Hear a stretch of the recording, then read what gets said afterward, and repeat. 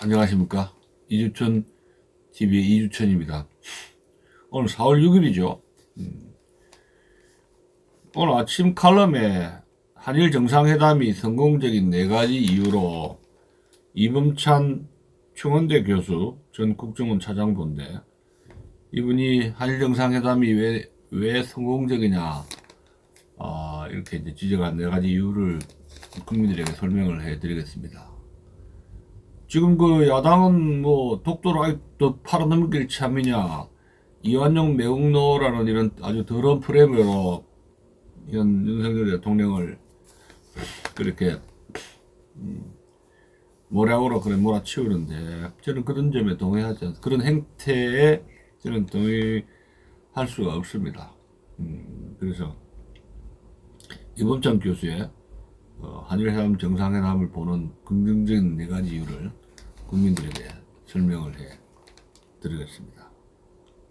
국가는 어떻게 망하는가?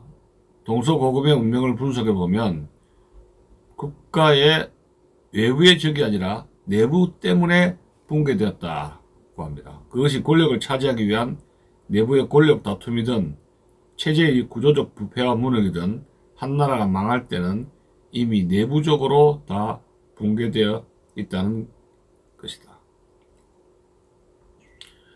국가 자살에 공통적으로 나타나는 요인은 이기주의와 대중인기 영합이다.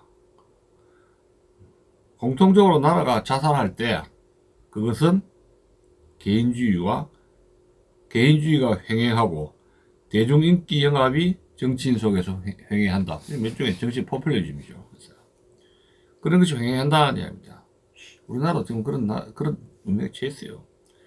국민이 작은 이익만 추종하고 지배 엘리트가 대중과 영합할 때 국가는 쇠망의 길로 가게 된다.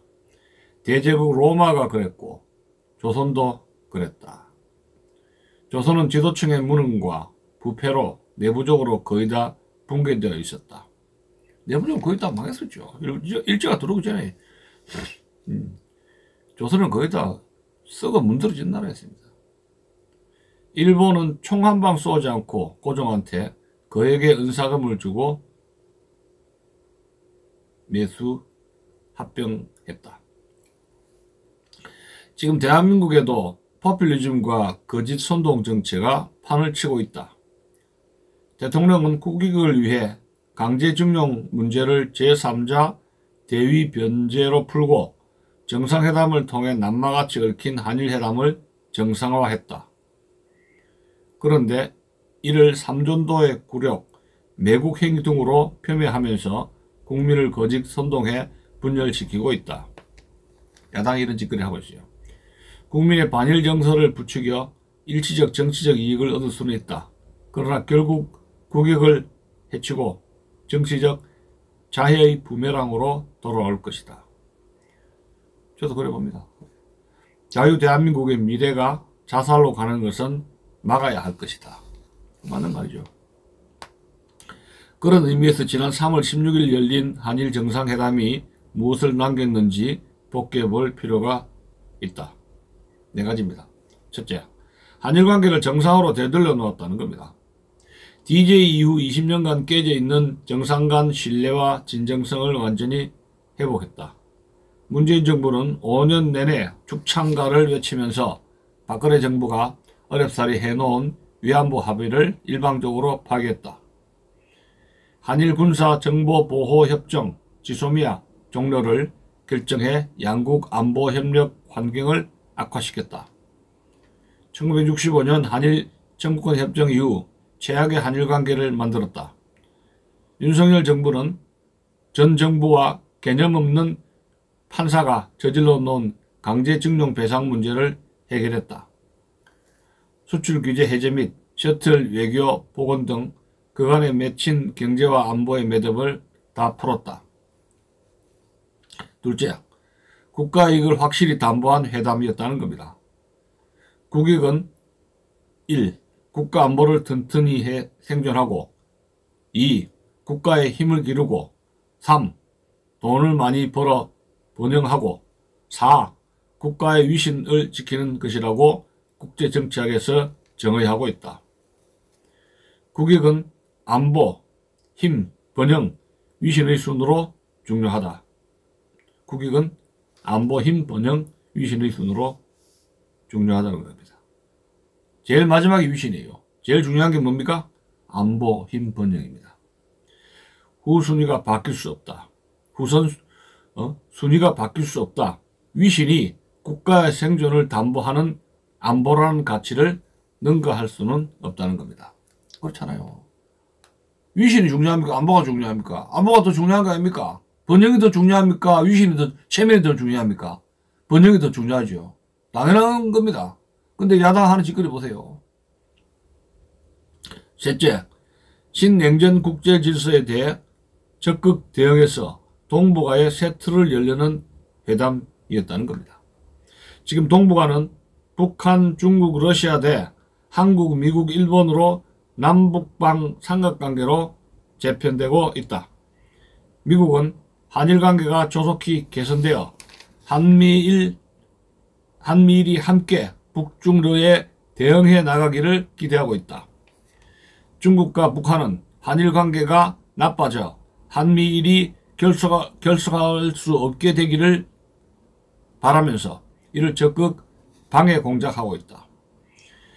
주한미군 철수를 주장하면서 한일 관계가 지속적으로 악화되어 파탄나기를 선동하는 세력은 이적 세력이나 다름이 없다. 맞습니다. 저는 그렇습니다.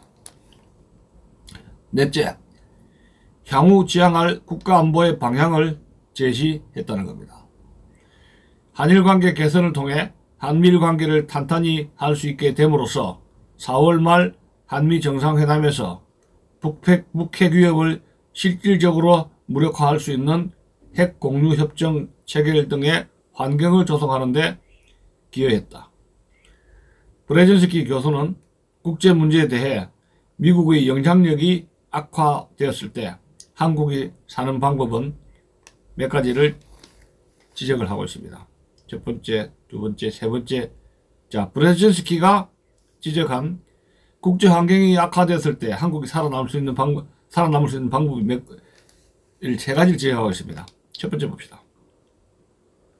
중국 밑으로 들어가서 속국이 되는 방법.